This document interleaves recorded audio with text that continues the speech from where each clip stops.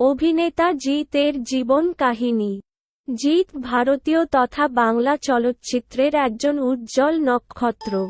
Television সিরিয়ালের হাত ধরে সিনেমা জগতে নিজের জায়গা পাকা করেছেন এই অভিনেতা। জন্মসূত্রে তিনি বাঙালি না হলেও জন্ম থেকেই তিনি বড় হয়েছেন দক্ষিণ কলকাতায়। তার স্বাভাবিক জীবন এবং বন্ধু বান্ধব পড়াশোনা সমস্ত কিছুই এই বাংলাতেই। 30শে নভেম্বর 1978 সালে কলকাতার এক অবাঙালি পরিবারে তার জন্ম হয়। সেন্ট জোসেফ মেরি স্কুল থেকে তিনি প্রাথমিক শিক্ষা গ্রহণ করেন এবং পরে ন্যাশনাল হাই স্কুল থেকে উচ্চশিক্ষা সমাপ্ত করেন। এরপর ভবানীপুর এডুকেশন সোসাইটি কলেজে পড়াশোনা শুরু করলেও পারিবারিক ব্যবসার কারণে তিনি পড়াশোনা মাঝপথে বন্ধ করে দেন। বিভিন্ন পত্রপত্রিকায় মডেলিং করে তার কেরিয়ার শুরু। তিনি টিভিতে প্রথম নজরে আসেন নবাব গেঞ্জির কমার্শিয়াল বিজ্ঞাপনে। এরপর তিনি কিছু টেলিভিশন সিরিয়ালে অভিনয় করেন, যেমন বিষবৃক্ষ, জন্মভূমি ইত্যাদি। জিতের প্রথম ছবি ছিল চন্দু, কিন্তু সেই ছবি সিনেমা মহলে সেইভাবে সাড়া ফেলেনি এবং 2001 সালের সেই ছবি কেউ মনে রাখেনি। চন্দু ছিল একটি তামিল সিনেমা।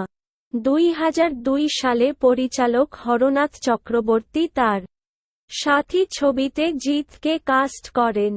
প্রথমে সাথী ছবির জন্যে অভিনেতা প্রসেনজিৎ চ্যাটার্জির কাছে অফার যায়, কিন্তু একজন কলেজ ছাত্রের ভূমিকায় তিনি অভিনয় করতে চাননি, তাই অফার যায় নবাগত জিতের কাছে। পরবর্তীকালে এই প্রসঙ্গে এক সাক্ষাৎকারে জিত বলেছেন, সাথী না এলেও হাতি আসত। প্রতিভা এবং ডেডিকেশন থাকলে সাফল্য আসবেই। সাথী ছবির গান, বিশেষ করে ও বন্ধু তুমি শুনতে কি পাও, সেই সময় বাঙালি শ্রোতাদের খুবই আকৃষ্ট করেছিল। এই সিনেমা বাঙালি দর্শককে আবার হলমুখী করে তোলে। জিতের অভিনয় সকলের প্রশংসা পায়। প্রসেনজিৎ চিরঞ্জিত পরবর্তী জমানার প্রথম হিরো হিসেবে নিজেকে প্রতিষ্ঠিত করেন এই অভিনেতা। এরপর ধীরে ধীরে তিনি নাটের গুরু, বন্ধন, সঙ্গী, যুদ্ধ ইত্যাদি সফল ছবি করে বাংলা ছবির সেরা আসনটি নিজের নামে পাকা করেন। অভিনেত্রী কোয়েল মল্লিক এবং স্বস্তিকা মুখার্জির সাথে তার জুটি যথেষ্ট জনপ্রিয় হয়।